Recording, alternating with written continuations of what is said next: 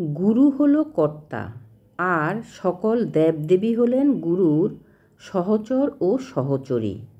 আমরা অনেকেই দেবাদিদেব মহাদেবের পুজো করে থাকি। গুরুদেবের ইচ্ছাতেই আজ শ্রাবণ মাসের সোমবারে শিবের মাথায় জল ঢালা নিয়ে একটু আলোকপাত করছি।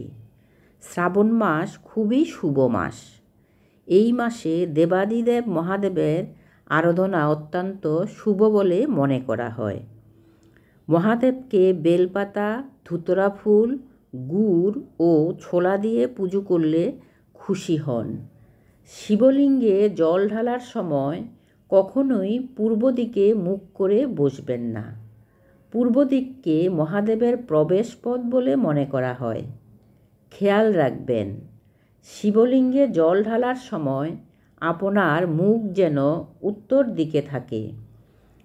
উত্তর দিকে দেবী পার্বতীর উদ্দেশ্যে নিবেদিত। তাই উত্তর দিকে মুখ করে শিবলিঙ্গে জল ঢাললে শিব ও পার্বতী উভয়েরই আশীর্বাদ পাওয়া যায়। তামার ঘটি থেকে শিবলিঙ্গে জল ঢালাই সবচেয়ে ভালো। দাঁড়িয়ে দাঁড়িয়ে কখনো শিবলিঙ্গে জল ঢালবেন না। শিব পুরাণে বলা হয়েছে যে দাঁড়িয়ে শিবলিঙ্গে জল ঢাললে তা মহাদেবের উদ্দেশ্যে নিবেদিত হয় না, কোনো ফলও পাওয়া যায় না।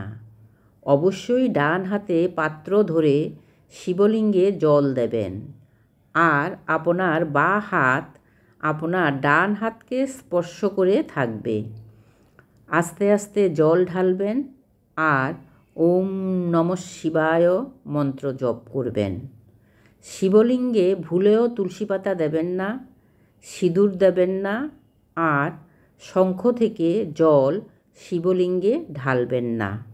নমস্কার, সবাই ভালো থাকবেন, সুস্থ থাকবেন, নামে থাকবেন।